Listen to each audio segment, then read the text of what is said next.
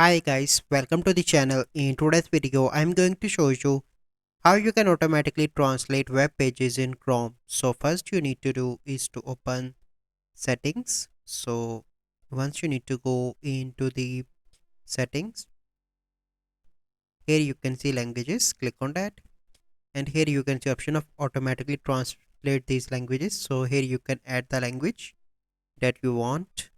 So here you can see different languages. So I already add the Spanish. So now I'm going on to any website. So let me open the website. So now I am on the Shopee and I'm going to open the Mexico because in Mexico Spanish language is spoken.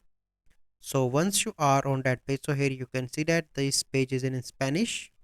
Then you need to click the right mouse cursor here anywhere, and here you can see option of translate to English, and then you need to click on English, and here you can see that it translates the page into the English, as you can see.